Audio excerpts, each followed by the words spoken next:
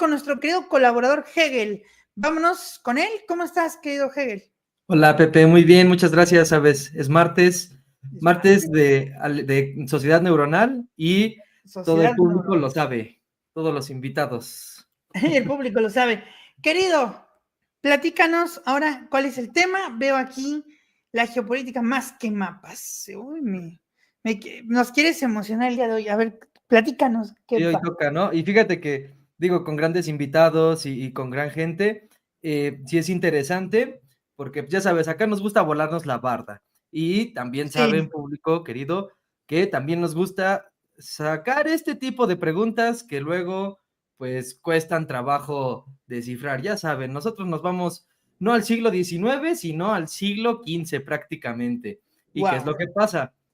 ¿Cuál fue la gran apertura de ruta geopolítica que tuvo el mundo?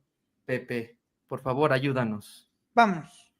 Es la de justo el Atlántico, El llegando Atlántico. entre Europa y Cuba, México, toda esta zona acá del centro. Por ahí va la cuestión. Entonces, pues sí se maneja, creo que la gentrificación, hablando de este tema, surge incluso desde el siglo XV, ¿no? Lo podemos ver ahorita con la charla, en Sí. donde la arquitectura de la que se habla de apellidos europeos.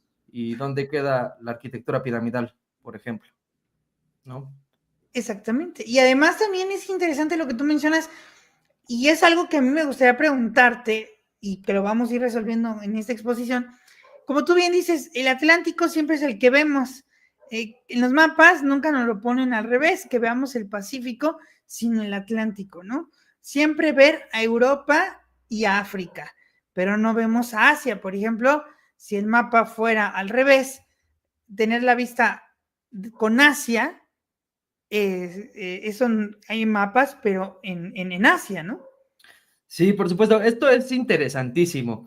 Sí. Fíjate que al principio, porque también la geopolítica es algo que se ha puesto mucho de moda, muchos lo hablan, pero nos hace falta puntualizar más las cosas y bueno, uno lo Y ve que ya desde... existía, ¿no? Incluso desde los aztecas. Claro, claro, claro. Y justo, ¿no? Lo mismo que comentabas, los mismos asiáticos, ¿no? Ya tenían igual un dominio de mapas en el que sabían qué rutas tenían y no estaban enfocados solo a Corea y Japón, ¿no? Estaban bastante ampliados, ¿no? Pero bueno, aterrizando yo un poquito el mundo como lo conocemos ya occidental y ya en esta modernidad, pues fíjate que uno de los primeros pensadores, tampoco quiero hacerlo tan aburrido, tampoco nos vamos a ir de apellidos en apellidos, pero ahora sí me puedes ayudar con la información que continúa, mi queridísimo. Sí. Fíjate que había un Incluso personaje... nada más, antes de continuar, me parece interesante lo que pones aquí abajo, porque pones geopolítica igual a poder más territorio. No es solo guerra, economía, cultura y narrativa. Hoy es tendencia, pero con poca profundidad en redes. Wow, me gustó esta parte. Vamos Muchísimo. con lo que me dijiste. Sí, y fíjate que es bien interesante, ¿no? Aquí lo desarrollamos un poquito más, ¿no? Espacio, tiempo, poder y el imaginario. ¿Cuánto me gusta esa palabra? La imaginación es algo que olvidamos. Y va por ahí, ¿no? Por ejemplo, no sé, en el siglo XVIII, todavía en el 1700, pues España era el imperio, ¿no? De lo más grande que ha existido en el mundo.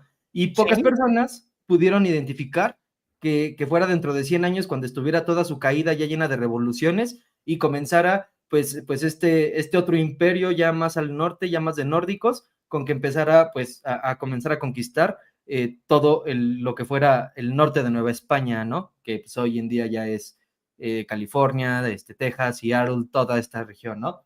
Entonces, fíjate que ya para pues prácticamente entrando el siglo XX, llegamos a tener tres grandes inicios del pensamiento geopolítico.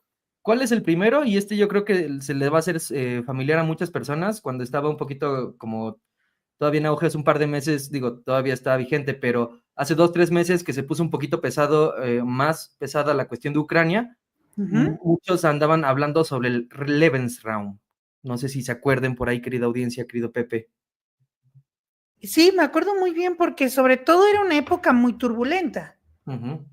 Exactamente. Entonces, fíjate que este fue uno de los primeros conceptos de geopolítica, ¿no? Hacia inicios del siglo XX, donde se habla de el espacio vital de un estado.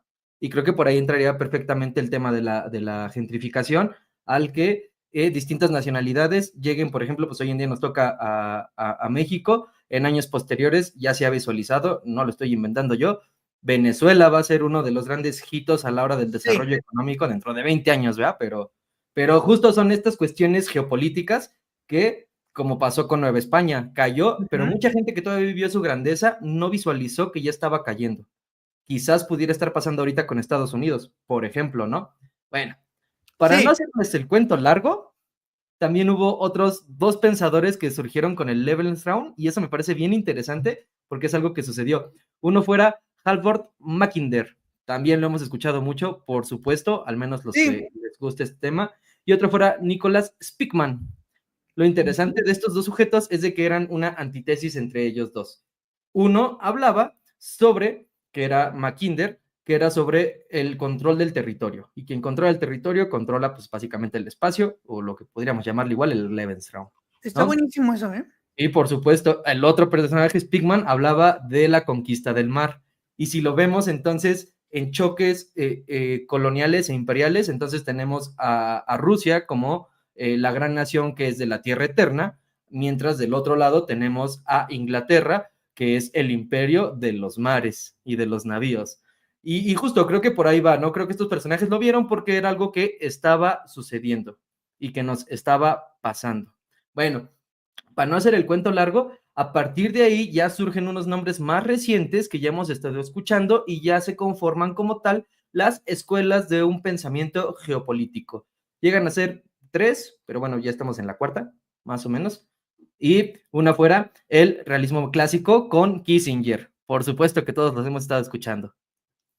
Kissinger es el que hablaba de un poder nacional y el que hablaba de que entonces nos vamos hacia una soberanía nacional y básicamente pues un imperialismo, ¿no? Y la mejor nación llegaba a los mejores imperios. Luego estamos hablando de Brzezinski y Friedman. Estos personajes ya nos hablaban de una geoeconomía donde apuntalaban a donde hubiera dinero, es donde podía surgir el desplante de poderes, de intereses y de todo este tipo de cuestiones. Y finalmente, por ahí es donde aterriza un poquito lo que nos planteabas desde un principio en el pensamiento, teníamos a la geopolítica crítica, si me ayudas con la información, por favor, querido amigo, donde tenemos un poquito a Otuatail, no sé de dónde venga este nombre, y Agnew. Estos personajes ya nos hablaban de una crítica a los mapas. Y por ahí ya tenemos una serie de desarrollos de mapas donde justo el que tenemos pues es basado de 3 dimensiones a 2, entonces tiene como que muchos errores, pero ya tenemos pues actualmente con tanta tecnología distintas maneras de partir el mundo así como gajos de naranja, y pues ya es más preciso el tamaño que tienen los países unos con otros y unos ya no se ven tan grandes a diferencia de otros.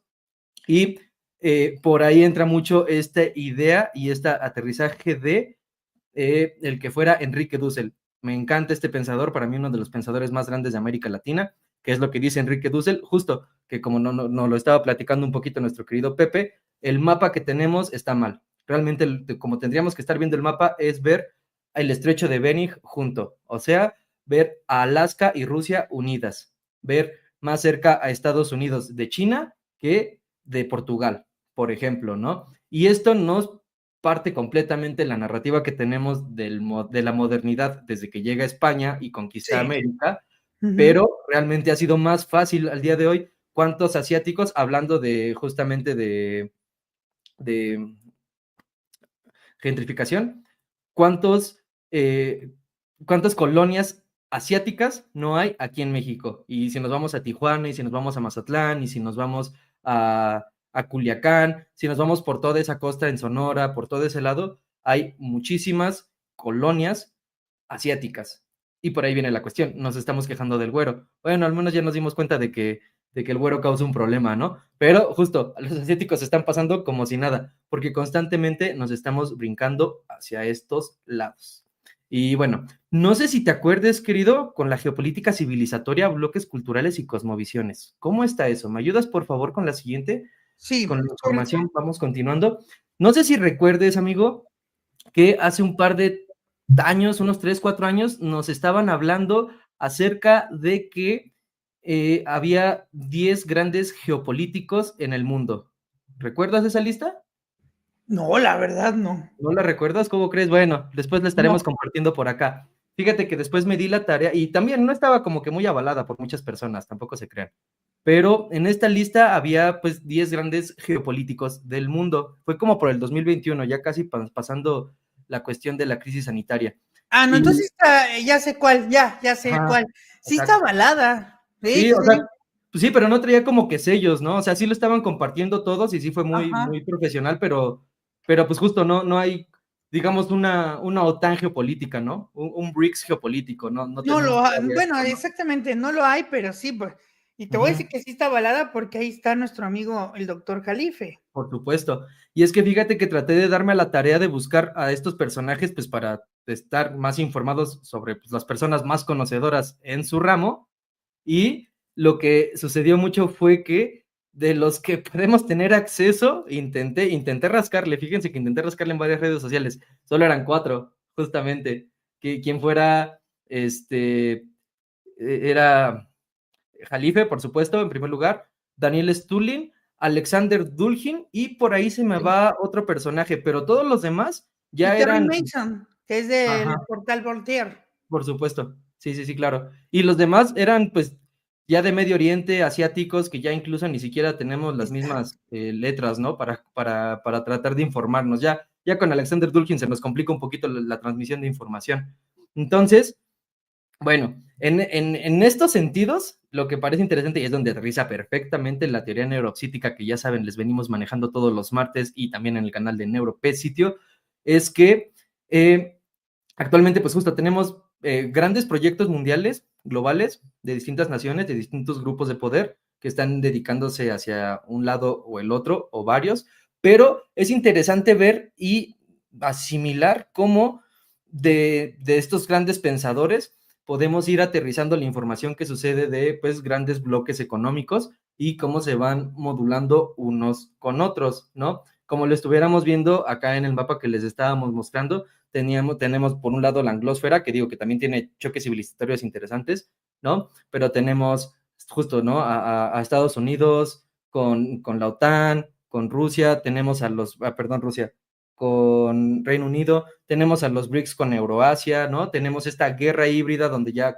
está más avalada por cuestiones económicas, por cuestiones de satelitales, ¿no? De tecnología, y pues tenemos este despertar latinoamericano, ¿no? ¿Cómo lo podemos aterrizar un poquito? Si me ayudas, por favor, con la siguiente información.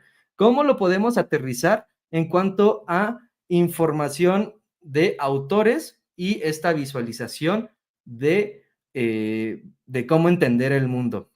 Bueno, en este caso metimos a Huntington porque era como que el que más se estaba adaptando. Y Huntington es esta persona que ve a Europa, ¿no? Como quien controla Europa, controla el mundo. Pues todavía, y eso ya no tanto, ya estamos viendo cómo va cayendo y cómo se va perdiendo.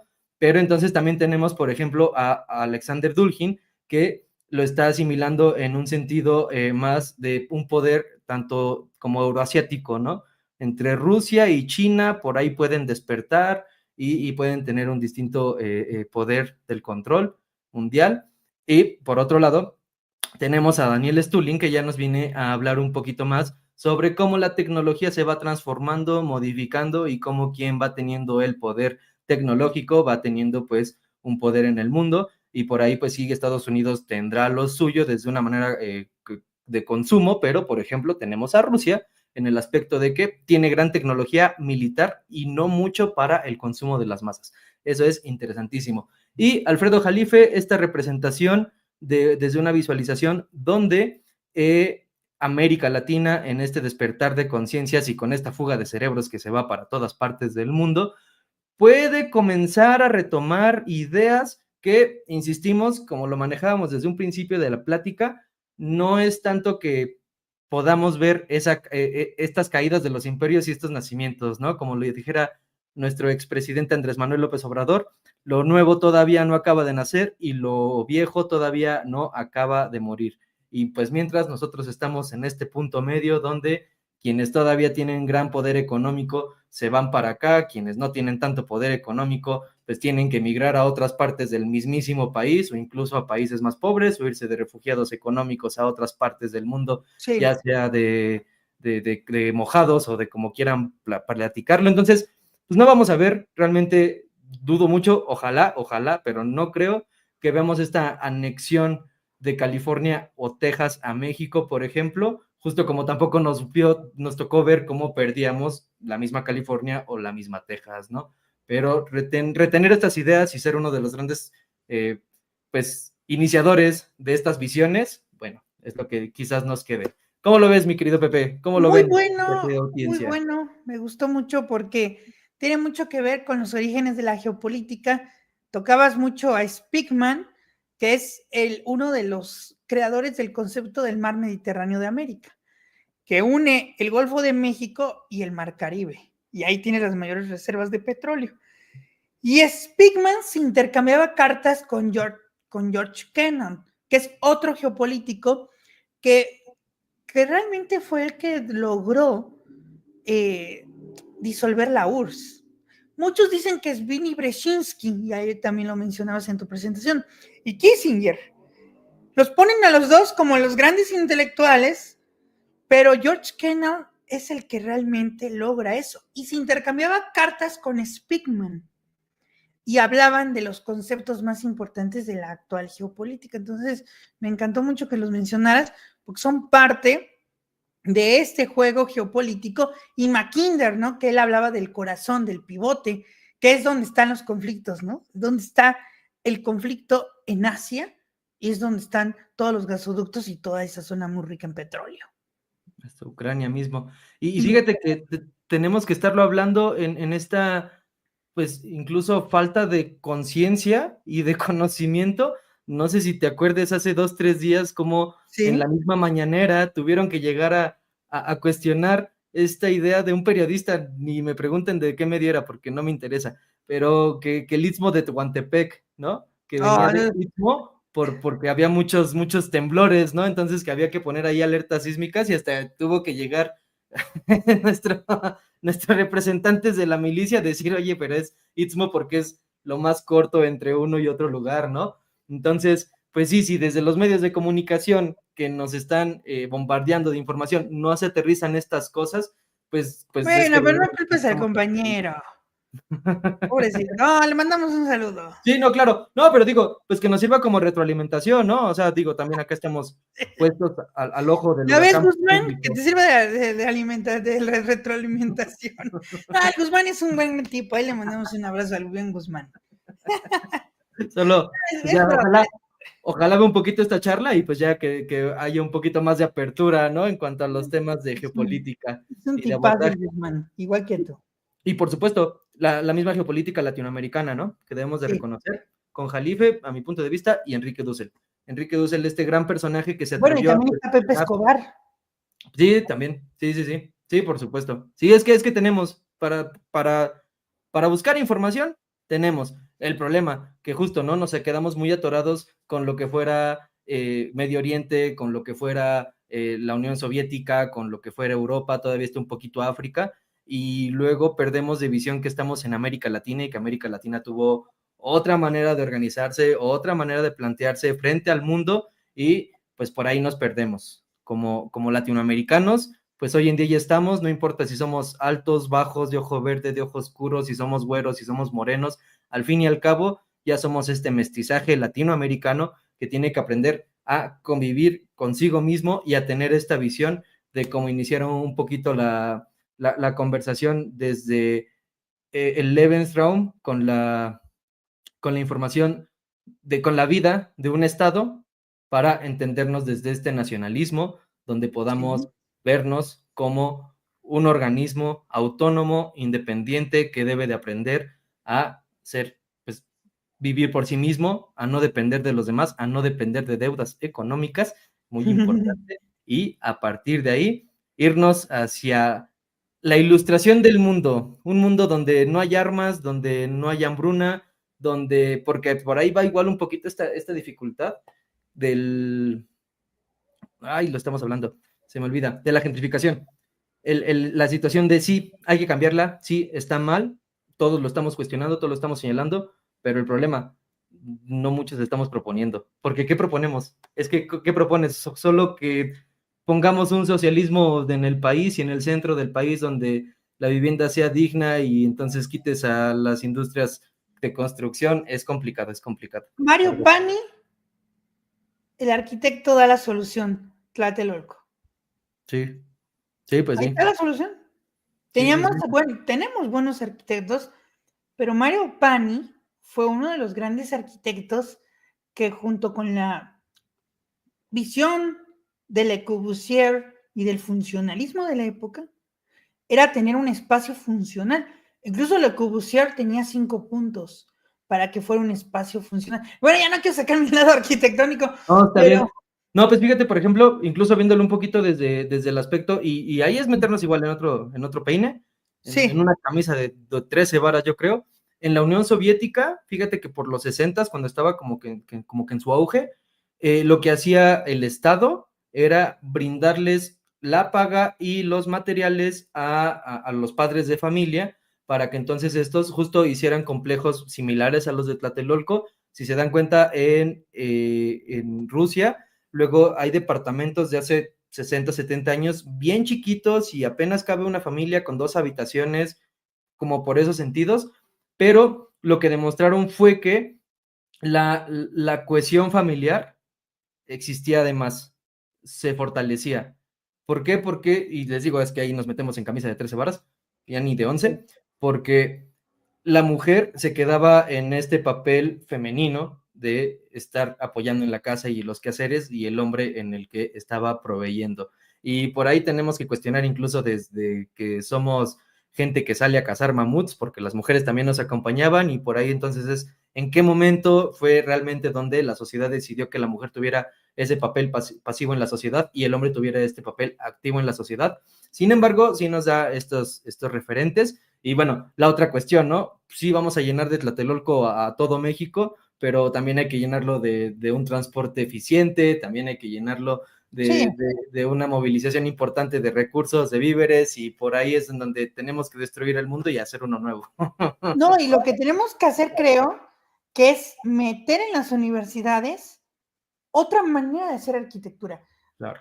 Yo le iba a hablar en la mañanera cuando lo pregunté, pero dije, no, no voy a meter en problemas porque yo formo parte de este sector. No, no, dije, no, me voy a meter en problemas, ahora van a decir que me van a odiar en la escuela, ¿no? Y en la facultad. Pero sí es importante humanizar a la arquitectura porque también se ha convertido o ha sido acaparada por por el mercado, ¿no? O sea, creo que es importante ver cómo la arquitectura ha ido perdiendo su gran significado de arte y todo, ¿no? Lo que hacía también Leonardo da Vinci, aparte de pintor, escultor, era un gran arquitecto. Y lo que Tlatelolco también nos enseña es los principios básicos de la arquitectura que fomentaba incluso un tema ecológico, porque Le Corbusier hablaba de las terrazas con jardín. Digo, son varios puntos, los que son 5, que es una fachada libre, ventana horizontal, planta libre y estas terrazas con jardines que le daban toda una funcionalidad al espacio y que el espacio, y eso es algo que yo he criticado fuertemente de los diseños actuales de vivienda en cualquier parte del mundo, es que ya te hacen un espacio muy pequeño, cuando el espacio tiene un significado más allá de que sea funcional o no, y que tenga las medidas necesarias para que tú te puedas mover. Y además, no todos tenemos una figura perfecta. Entonces, entrar a esa lógica del espacio que tiene que ser funcional, pues a veces también se pierde la parte en que no somos perfectos y además necesitamos también saber vivir con el espacio. Y por eso en el espacio se llegan o hay nuevos pues puntos que la acompañan como el color, como la amplitud, las alturas, etcétera. Más o menos lo que mostraba Luis Barragán. Luis Barragán en su casa que está ahí por Constituyentes, es una casa muy bonita, que la fachada la ven y es una fachada que dices, bueno, está bien X, pero ya cuando entran a la casa, los colores esa parte de esa arquitectura se ha perdido en México. Sí. Esa parte de entendernos, incluso en esa casa, que yo les recomiendo mucho que vayan, Barragán jugaba con las medidas de las alturas. Cuando tú entras a la sala, llegas a una altura y luego cuando bajas al comedor es otra altura, que incluso es más abierto, y eso es una sensación que te da una conectividad con el espacio.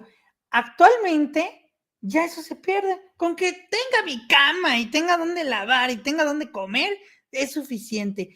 Pero perdemos la espiritualidad del ser humano con el espacio. Y eso es interesante porque cómo se va deshumanizando la arquitectura. Y lo hemos visto con la arquitectura actual. Y esas son las críticas que se le hace a la arquitectura moderna. En que en su momento en la Bauhaus también se le hizo sus críticas también porque eran ideas disruptivas en la arquitectura, pero perder la relación entre el espacio y la persona es lo peor que puede haber en la arquitectura. ¿Por qué? Porque una de las arquitecturas más bellas que podemos ver es la islámica, que conectas con Dios, conectas con lo espiritual, al igual que las iglesias góticas, al igual que las iglesias cristianas, igual que las iglesias católicas. Allí hay una conexión con la espiritualidad. No solamente nos basamos en que sea un espacio funcional, sino que conectes también con tu interior, con tus emociones, y va acompañada de colores también, va acompañada de elementos como vegetación, va acompañada de ventanas largas, cortas, anchas, donde también juegas con la iluminación y con los colores. Y eso es lo que hacía Barragán, jugaba con los colores y con las emociones. Por eso él ponía fuentes. Las fuentes es un elemento en donde te da paz, te da tranquilidad, te da prácticamente una sensación de tranquilidad con el espacio. E incluso él jugaba también con espacios cerrados. Entonces, igual Mario Pani, igual con Tlatelolco, ahí ya estamos hablando de un espacio urbano funcional, pero también con características que las que estoy comentando, ¿no? Jugar con los colores, jugar con este contexto y con la vegetación que se ha perdido. Por ejemplo, tú vas en la Condesa o vas en dos, se ha perdido esa arquitectura. Me parece sensacional. Ya vimos que lo tienes bien aterrizado, ni necesidad de el exterior lo tenías. Pero justo, digo, pues nos fuimos de la gentrificación, nos fuimos a la geopolítica, terminamos con la arquitectura. Yo sí te invitaría, porque todas se conectan al fin y al cabo, ¿no? Te invitaría justo a que a ver si te puedes animar un poquito justo a cuestionar, ¿no? Dentro de, pues, ¿quién mejor que un arquitecto para cuestionarlo, ¿no? En ese sentido, en las mañaneras, ahí sí yo creo que no hay muchos contados con una mano, porque justo ahí es donde se crean estas rupturas, ¿no? Y si estamos hablando de que necesitamos soluciones para la gentrificación, qué mejor que buscarlas y no como estas salidas que nos ponían hace 2 sexenios cuando fue el terremoto, que nos vendían como que esta idea de crear casas miniatura y que solo te daban ahí un bloque de aluminio de estos de los buques y ahí te hacían que tuvieras tu casa y ya ni ventanas ni nada, ¿no? Creo que por ahí va mucho la cuestión y justo también la otra, ¿no? Lo que nos hablabas un poquito de Medio Oriente, en el hecho de cómo hemos perdido, porque también se toca mucho desde América Latina, ¿no? Cómo nos hemos quedado solo en la construcción de block, de cemento, y actualmente ya estamos en la moda de usar aceros. Y entonces el precio del acero se nos levanta cuando durante milenios vivimos de otras maneras. No, y además siempre hay una moda en la arquitectura. Y desgraciadamente también el arquitecto, en la formación del arquitecto, se ha perdido porque se deshumaniza la parte espiritual. La parte de que, ¿por qué creas una línea recta? ¿Por qué es un punto? Desde esos conceptos básicos, ¿qué es un punto? ¿Qué es una extracción? Todos esos conceptos a veces ya se pierden, ya no se ponen en las escuelas, sino nada más todo es un espacio funcional, una caja de zapatos y se acabó, ¿no? Pero a final de cuentas el diseño de un espacio también tiene mucho que ver con las características, con las emociones, y lo que a mí me enseñaron en la facultad fue conceptualizar. Esta parte es difícil porque la conceptualización no nada más es hacer un cuadrado y ya, sino conceptualizar temas, conceptos, ¿no? Por ejemplo, ha habido que dicen, vamos a conceptualizar un perro y casi casi hacen la figura del perro, ¿no? O sea, no, eso no es, sino agarrar características, por ejemplo, el perro que es veloz, ok, puedo hacer líneas curvas, puedo diseñar con una cierta cobertura, sí, con curvas, puedo incluso diseñar con líneas abiertas, ¿no? O sea, que represente esa conceptualización, que no se pierda porque esa es parte del arquitecto y de la espiritualidad del arquitecto, diseñar espacios en los que la gente se pueda desarrollar cualquiera de sus actividades. Y eso es lo que se ha perdido en la arquitectura. En la arquitectura actual es hacerte tu casita de Infonavit con 2 cuartos arriba y ya se acabó, y tu cocina y ya. Pero lo que no saben es que convivimos con esos espacios toda la vida y todo el tiempo. Entonces, sí es importante tener un espacio propio en donde la persona se pueda desenvolver. No solamente con medidas así de, no, pues a ver, de 60, ¿no? Y de 60 centímetros y ya pasas, ¿no? O sea, al final de cuentas eso no está bien. Y en las universidades se tiene que dar esta parte, profundizar más. En el Politécnico, en la UNAM, porque he podido tener la oportunidad de estar en la UNAM en varios cursos, todavía sigue manteniéndose ese tema de la conceptualización. Y en el Poli, pues en el Poli hay un plus porque tienes también la ingeniería. Obvio, la ingeniería es necesaria. Y tenemos un problema también de instalaciones hidrosanitarias y también tenemos un problema urbano en cuestión del drenaje. O sea, tenemos problemas urbanos también, necesitamos urbanistas también que resuelvan los problemas que tenemos en la ciudad y que es muy complejo porque al final de cuentas ya está habitada, ya está diseñada y bueno, fue también un desarrollo y lo criticaba el presidente López Obrador con poca planeación. Eso es lo que nos falló. Y además nos podemos ir a la poca planeación y muchos van a brincar, pero desde la Nueva España. ¿A quién se le ocurre hacer una ciudad en un lago, no? Y utilizando una tecnología que incluso los aztecas estaban más adelantados, las chinampas, era una arquitectura muy buena porque conectabas con la naturaleza y conectabas con el ecosistema. Cuando llega la Nueva España, sí es muy bonita la arquitectura barroca, es muy bonita sus columnas, todos los decorativos que tiene, pero no era el diseño idóneo para una ciudad que se está hundiendo cada vez más, que incluso ahí en el pasillo, ahí en la calle Madero, está el león en donde marca hasta dónde llegó la inundación de la ciudad. O sea, estamos hablando de, creo que fue en 1600, en donde se inunda la Ciudad de México y tuvo problemas muy fuertes. Y el agua, que eso es parte del urbanismo, la historia pues hídrica, el agua siempre busca su origen y dónde quedó. Por eso lo del lago de Texcoco, porque va a buscar los ramales de origen, siempre los va a buscar, es parte de la naturaleza del agua. Entonces va a buscar toda esa parte, ¿no?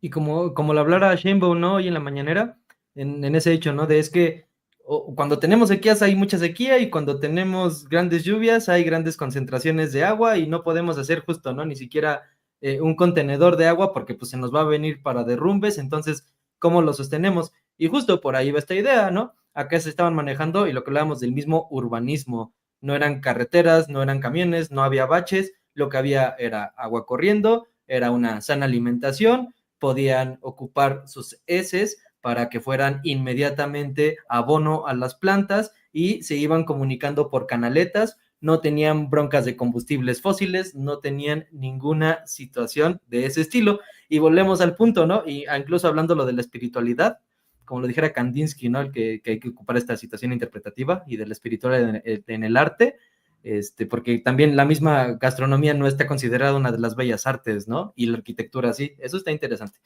Pero el hecho de... ¿Cómo que tocas a Kandinsky? Sí, sí, es que va por ahí, ¿no? Mucho la situación, pero justo, ¿no? Va más de este lado de las mismas pirámides estaban conformadas incluso hasta, yo creo que con más, yo creo que las otras que se podrían entender son las de Egipto, las de Giza, que estaban alineadas con estrellas, estaban alineadas con constelaciones, en las de acá de Chetumal, ¿no? Bueno, las de acá de la Yeah, Riviera Maya, que vas al 21 de mayo y tienes este fenómeno particular ¿no? O De que la serpiente, de el 21 de marzo Quetzalcóatl. igual se alinea Venus así en la puerta de la pirámide, del observatorio, todas esas cosas justo Oye, querido Hegel, son y con la acá. torre de Mítica, ¿qué chinflado se va a alinear? ¿Qué cosa Sí, se va a pues, alinear con la torre de Mítica? la Ok, suavicrema. materiales muy bonitos y muy exóticos, y sí, los espacios son amplios, son cómodos y lo que quieras, aunque tiene errores también, ¿eh? O sea, hay espacios vacíos, que a veces la gente no lo ve, pero sí hay espacios vacíos de mi Mítica. Yo, pues, a mí me encanta Mítica, pero no tiene esa simbología como tú bien dices, ¿no? Espiritual y otros conceptos que en arquitectura, insisto, muchos se van a ir encima, pero precisamente hay formación, a veces se pierde lo del arte, ¿no? Tú y yo lo platicábamos, de dibujar no solamente arquitectura. A mí yo tuve un profesor que me enseñó a dibujar gente desnuda, no solamente dibujar edificios, dibujar gente desnuda, dibujar pájaros, dibujar el bosque, saber pintar, ¿no? Con acuarela. ¿Por qué? Porque el arquitecto tiene que conectar también con el arte y que el arte se ha perdido. No les voy a enseñar mis pinturas, están horribles, pues las hice en primero de la carrera, pero sí esa conectividad que también tiene que haber con el arte y que el arte ha sido denostado durante mucho tiempo. Sí, sí, sí, sí, por supuesto. Y creo que por ahí es donde ya no entendemos mucho, ¿no? Ya en esta posmodernidad y en esta sociedad líquida, ahí nos perdemos y justo Sí, no, te vi ponen un también, cubo y dos cubitos y dicen que eso es arte, o sea. ajá, una casa con cara, ¿no? Es, Y ya perdemos esta interpretación, ¿no? Y por ahí creo que también perdemos la imaginación, ¿no? Dejamos de darle ciertos conceptos, ciertas ideas a justo, no quiero plasmar, tú que eres comunicólogo, no quieres hacer un micrófono, una casa, ¿no? Volverlo una estructura, y pues justo lo van a ver muy lineal, ¿no? Así solo un cubo y ya le pones ahí como que la fachadita encima de estas rejillas, ¿no? Del micrófono. No, hay que hacerlo un poquito más sutil, más inteligente, más pensado, más creativo, ¿no? Así, más profundo, con más... y eso se debe también al arte, ¿no? O sea, el arte sí es importante relacionarlo con con la creación de espacios, que es lo que se tiene que atender de la vivienda.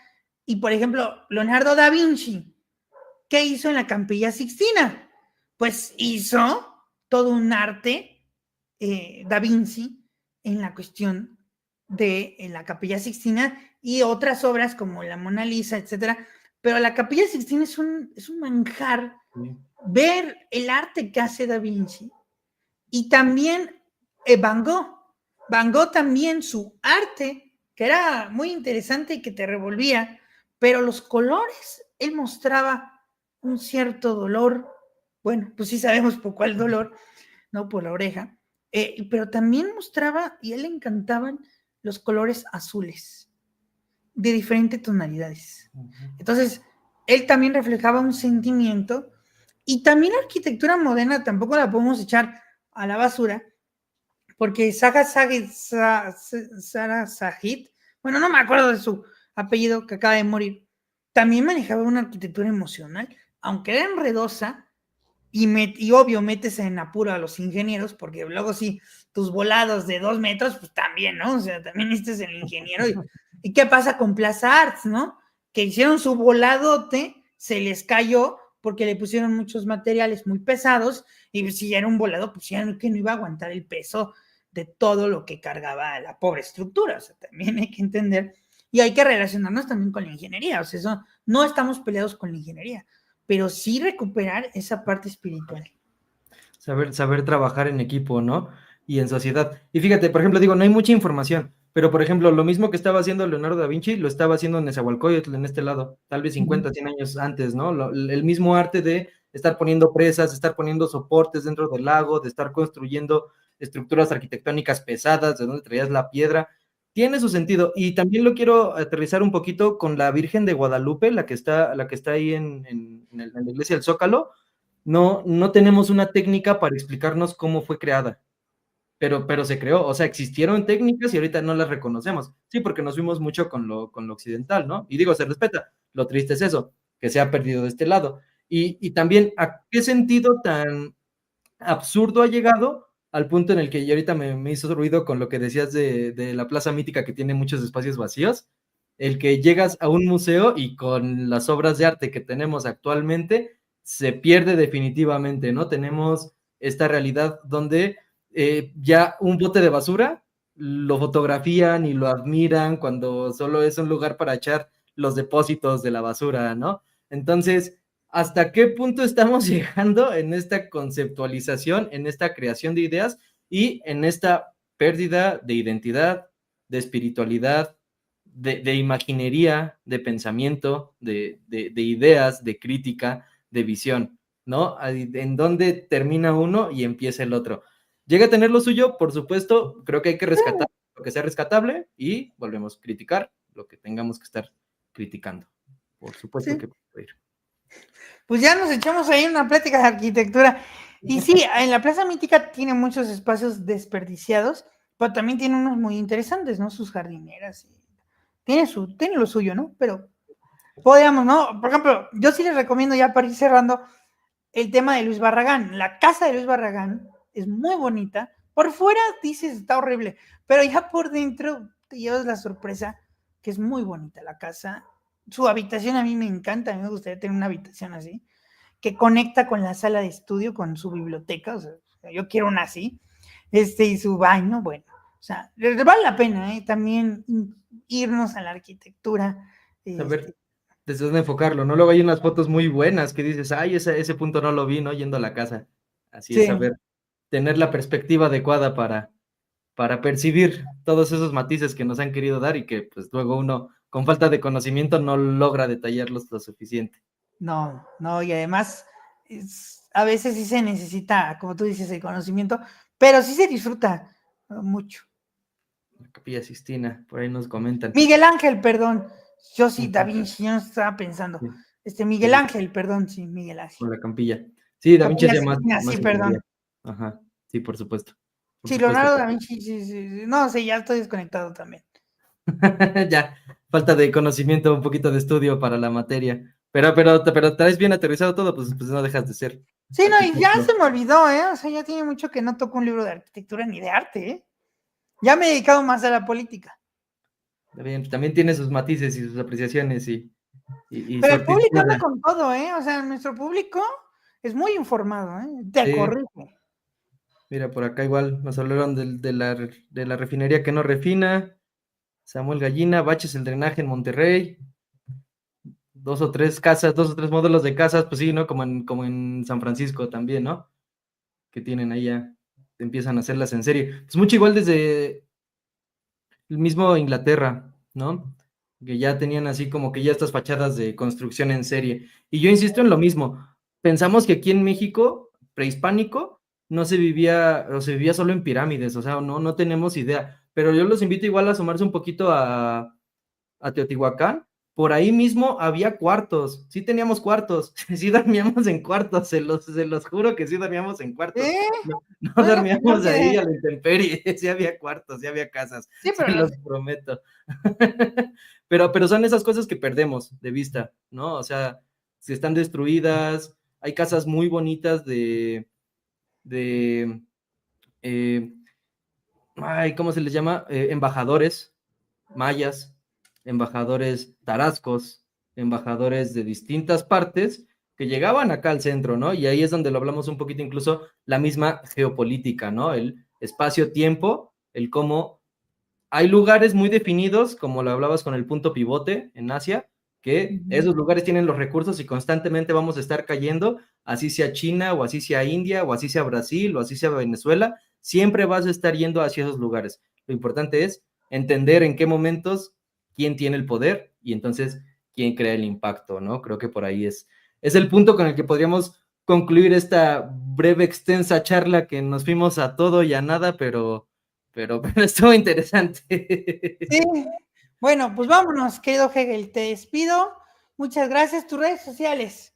Ya saben, síganme como Hegel Rivera y Neuropé Sitio. Los esperamos en YouTube. Todos los jueves estamos tratando de transmitir este programa de Neuropeticias. Además tenemos, ya saben, este segmento con el cual nos ha ido pues, relativamente bien, con el Capitán Cianuro chileno, vino y tequila, tratando de hacer este puente estrecho entre el sur de Norteamérica y el sur de Suramérica. Los esperamos ahí. También tenemos los Reels con estos programas y estas charlas tan interesantes con nuestro queridísimo Pepe Fuentes y un servidor. Y bueno, yo me despido de todos con un fuerte abrazo. Mañana los vemos para la alerta neuropsítica y los esperamos por el canal.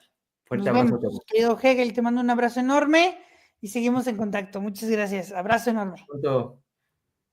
Gracias.